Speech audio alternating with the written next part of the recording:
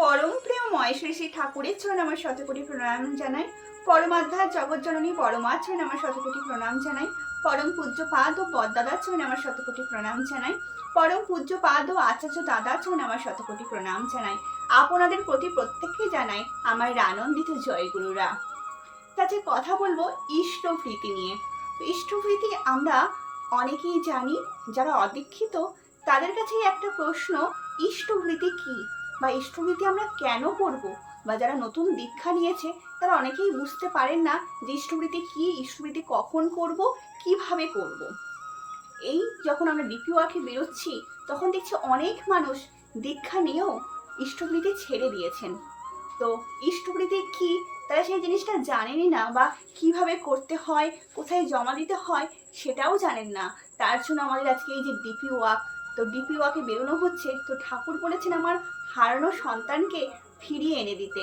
তো সেই সন্তানের উদ্দেশ্যেই ডিপি ওয়াক। ডিপি ওয়াক কথাটার অর্থ হচ্ছে দীক্ষাপত্র সংযোজন বা সংশোধন। তো ইষ্টভৃতি নিয়ে ছোট ছোট একটু কথা বলি। ইষ্টভৃতি কথাটার আগে অর্থের মানেটা বুঝতে হবে। ইষ্ট মানে হচ্ছে মঙ্গল, আর ভৃতি কথার অর্থ হচ্ছে ভরণ পোষণ, মানে মঙ্গলের ভরণ পোষণ। কার মঙ্গলের ভরণ পোষণ? যে আমি ঠাকুরের মঙ্গলের ভরণ পোষণ গ্রহণ করছি? একদমই না। ঠাকুরের ভরণ পোষণের মালিক কি আমি? উনি তো পরম ব্রহ্মাণ্ডের মালিক। তো ওনার দায়িত্ব নেওয়া আমার একটা নিছক মানুষের পক্ষে অসম্ভব।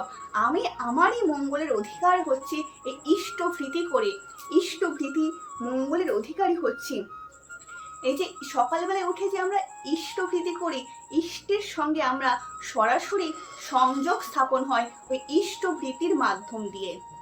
তো ইষ্টভৃতি করে ইষ্টের সঙ্গে সরাসরি সংযোগ তৈরি হচ্ছে আমাদের। সারাদিনের যে একটা চার্জ, এই ইষ্টের সঙ্গে সংযোগটা তৈরি হয়ে যাচ্ছে আমাদের এই সকালবেলায় ইষ্টভৃতি করার মাধ্যম দিয়ে। তো দেখুন, ইষ্টভৃতি করে যারা আমরা ইষ্টভৃতি করি তারাই একমাত্র জানি যে ইষ্টভৃতি কি, বা ইষ্টভৃতি করে আমরা কি কি পাচ্ছি। তো দেখুন, আগে কি হতো, বা আমরা যখন বাইরে যাই, এখন তো সবাই আমরা ব্যস্ত মানুষ, কেউ অফিসে এবং বিভিন্ন কাজে আমরা ব্যস্ত থাকি, ঠাকুরকে পুজো না দিয়ে জল গ্রহণ করতে পারি না। তো এটা হয়তো এমন কাজে ব্যস্ত যে ঠাকুরকে জল না দিয়ে তো আমরা কিছু গ্রহণ করতে পারছি না, সে একটা চিন্তা, বা খাওয়া দাওয়া হচ্ছে না সারাদিন। তো এই যে আমরা ইষ্টভৃতি করে নিলাম সকালবেলায়, তারপরে কিন্তু আমাদের সেই চিন্তাটা থাকলো না, ইষ্টভৃতি করে আমরা জল গ্রহণ করতে পারবো। এবং দেখুন, আমাদের একটা কি মনে হয় যে একটু ফল, একটু প্রসাদ ঠাকুরকে দেবো গ্রহণ, তারপরে আমরা কিছু আহার গ্রহণ করতে পারবো। কিন্তু এই যে ঠাকুরকে তো সকালবেলায় আমরা ভোগ অর্পণ করে দিচ্ছি এই ইষ্টভৃতির মাধ্যম দিয়ে।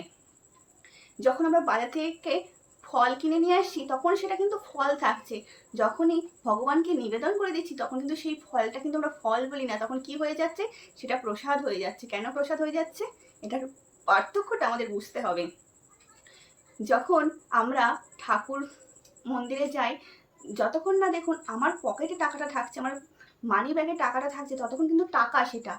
যখনই আমরা মন্দিরে দিচ্ছি, মন্দিরে দেখবেন লেখা থাকে, কোনো লেখা থাকে না যে টাকার বাক্স, মন্দিরে কি লেখা থাকে, প্রণামী।